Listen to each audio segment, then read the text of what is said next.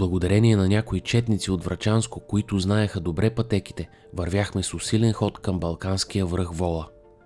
На разсъмване стигнахме по една козя пътека овчарските колиби, гдето авангардът беше наклал огньове.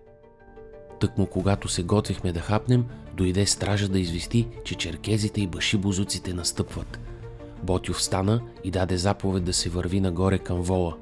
Всички отидохме на възвишението, което Войновски беше заел насреща.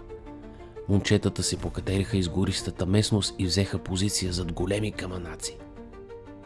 Ботйов със знамето беше също тук и цял ден неустрашимо командуваше сражението. До зале слънце боят беше ужасен, на няколко пъти неприятелят настъпваше, но биваше отблъснат с големи загуби. По едно време изсвири тръбата на войската и гърмежите престанаха съвършено. По заповед на Ботйов изсвири и нашата тръба, също за спиране на боя.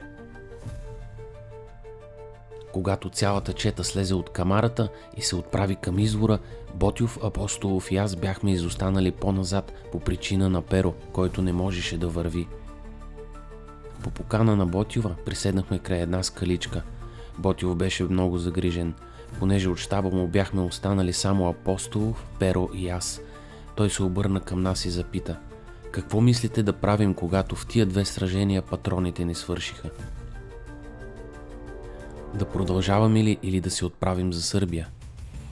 Докато ние да отговорим, Перо каза: Ботйов, ако ти направиш това нещо, знай, че всичкото обаяние, което спечели с подвига си, ще го загубиш.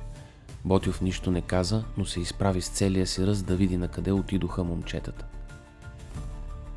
Тогава моментално изгърмя пушка и Ботйов политна да падне на гръба си.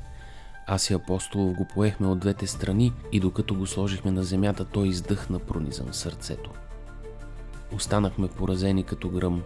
След няколко минути се окопитихме. По съвета на Перо прибрахме всичко от Ботйова, което можеше да покаже, че е войвода, за да не се гаврят с него неприятелите. Аз взех картата от пазвата под мундира, която беше окървавена и продупчена от куршума. Взех и часовника, бинокъла, компаса и портмонето с 5 Наполеона, а Апостол взе калпака с лъва, шашката, револвера и мундира. Всички плачехме, но аз и Апостолов бяхме неутешими.